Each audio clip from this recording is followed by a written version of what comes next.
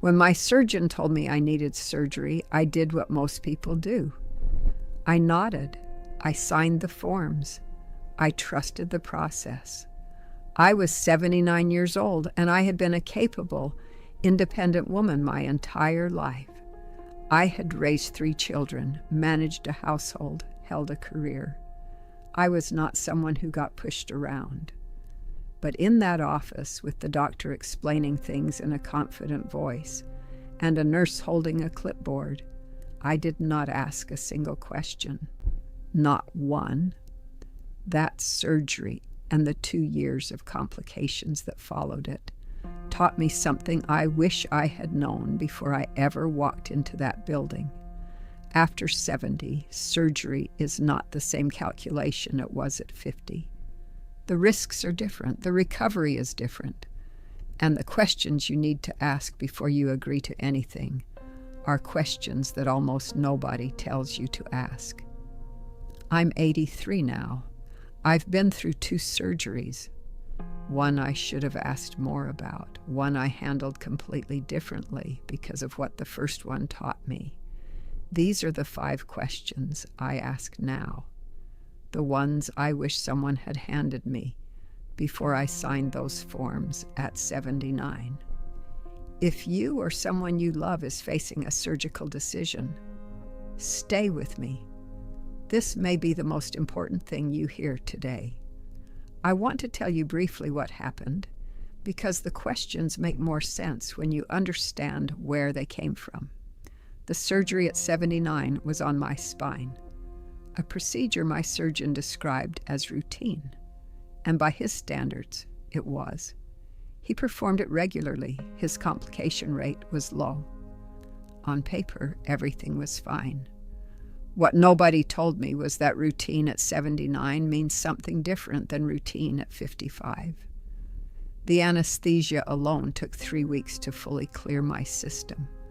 3 weeks of fog, of confusion, of not being myself in ways that frightened my daughter more than the surgery itself. The recovery took 14 months, not the 6 weeks they estimated. During that time, I lost muscle I have never fully recovered. I lost confidence in my body that took even longer to rebuild. My friend Dorothy had the same procedure the same year. She was 71. She was back to herself in 8 weeks. I was not Dorothy. I was 79. And nobody had sat me down and explained what that difference meant. When I faced my second surgery at 81, a different procedure, different surgeon, I went in with a piece of paper and 5 questions written on it.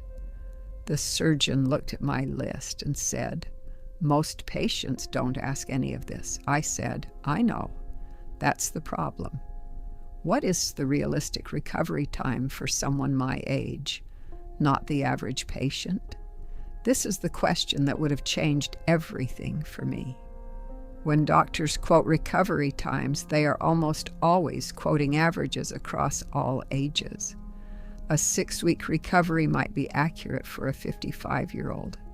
For a 79-year-old with the same procedure, it can be 2 to 3 times longer. Ask specifically for patients in their 70s and 80s. What is the realistic recovery timeline? Not the best case, the realistic case. And then ask, what does recovery actually look like? What will I be able and not able to do in week 1, week 4, week 12? My neighbor Frank had knee surgery at 76 and was told he'd be driving in 6 weeks. He didn't drive for 6 months. Nobody had lied to him. They had just quoted him a number designed for younger bodies. You deserve the number designed for yours. What are the risks of not having this surgery? This is the question almost nobody asks, and the one that changes the entire conversation. We walk into surgical consultations assuming the doctor is telling us we need surgery because surgery is the right answer. And sometimes it is. But sometimes the risks of the procedure, especially at our age, are comparable to or greater than the risks of managing the condition another way. Ask directly, if I choose not to have this surgery, what happens? What is the likely progression of my condition over the next 1 year, 3 years, 5 years? Then ask, are there alternatives we haven't discussed? My friend Margaret was told at 77 that she needed a cardiac procedure. She asked this question. Her cardiologist, to his credit, admitted that with her specific condition, careful medication management was a reasonable alternative with similar long-term outcomes. Margaret is 84 now. She never had the procedure. She is doing well. She only knew to ask because her daughter had done this research beforehand. You deserve to know what the other path looks like before you choose. How will this affect my independence? This is the question doctors rarely think to address, because for most of their patients, temporary loss of independence during recovery is an inconvenience, not a crisis. For us, it can be the beginning of a permanent change. Ask. During recovery, what level of assistance will I need? Will I be able to live alone? If not, for how long and what kind of help will be required? And then ask the harder question. Is there any risk that this surgery or its recovery could permanently affect my ability to live independently? I did not ask this at 79. I should have. The 14 months of recovery required my daughter to rearrange her life significantly to help me. It strained her marriage. It strained our relationship in ways we have mostly repaired but never quite forgotten. It also introduced a dynamic between us, me needing, her providing, that changed something subtle about how we saw each other. I am not saying the surgery was wrong. I am saying I should have known what I was agreeing to before I agreed to it. Your independence is not a secondary consideration. It is the primary one. Make sure any surgeon you speak to understands that. What is your experience with patients my age? Surgical skill is not the same as surgical experience with older patients. A surgeon can be excellent, genuinely excellent, and still have limited experience with the specific challenges that arise in patients over 70. Healing rates are different. Anesthesia response is different. Complication patterns are different. Ask directly, how many patients in their 70s and 80s have you performed this procedure on? What were the outcomes? What complications did you see that you wouldn't typically see in younger patients? A good surgeon will answer this without defensiveness. A surgeon who becomes vague or dismissive at this question is giving you important information. Before my second surgery, I asked this question. My surgeon had performed the procedure on dozens of patients over 75. He knew exactly what to watch for. He adjusted his approach accordingly. The recovery was 8 weeks, not 14 months. The surgeon matters, but so does the surgeon's specific experience with patients who are built like you. Can I have more time to decide? This is the simplest question, and the one most people are most afraid to ask. There is enormous pressure in a surgical consultation. Not pressure that is applied deliberately, but pressure that exists in the room. The doctor has a recommendation. The nurses are ready. The calendar is open. Everything in the environment is organized around the assumption that you will say yes.